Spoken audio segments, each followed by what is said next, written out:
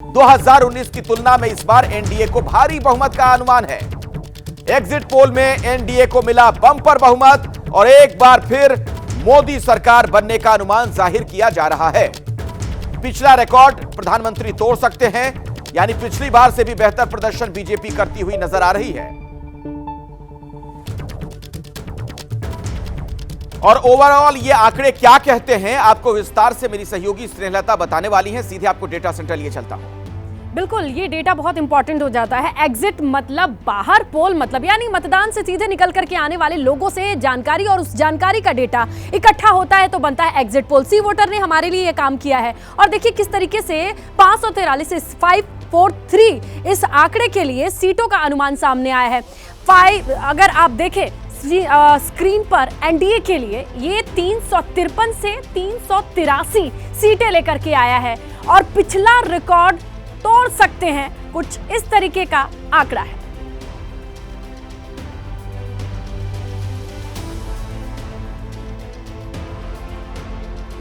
और चलिए अब एग्जिट पोल पर हम लोग बातचीत करेंगे। अलग अलग शहरों में मैं आपको लिए चलूंगा क्योंकि जनता इस वक्त क्या सोच रही है।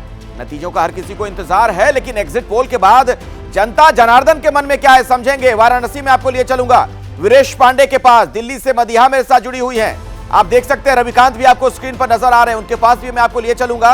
लेकिन सबसे पहले प्रधानमंत्री मोदी का जो संसदीय क्षेत्र है बनारस, वहीं चलते हैं वीरेश के पास। वीरेश, अभी 3 दिन पहले मैं भी वहीं पर था, आपके साथ ब्रेकफास्ट टेबल पर हम लोग की बातचीत हो रही थी।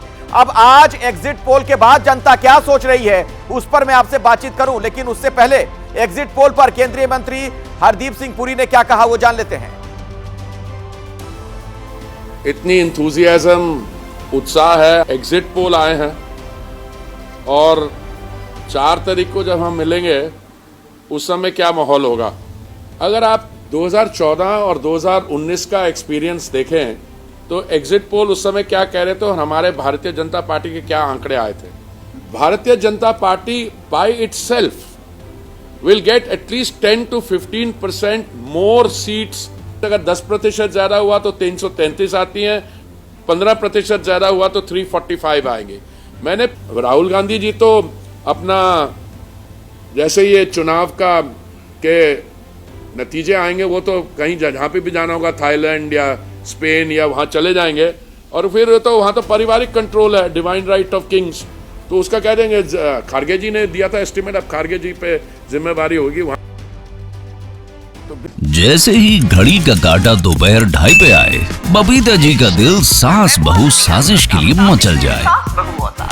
और ये है इनकी बहू, पूरे दिन ऑफिस की टेंशन हो जाए गॉन जब ये करें अपना फेवरेट शो फ्री टाइम पे ऑन। इनकी तरह आप भी देखिए अपना फेवरेट शो अपने टाइम पर और डाउनलोड कीजिए एबीपी लाइव ऐप अपने स्मार्ट टीवी पर।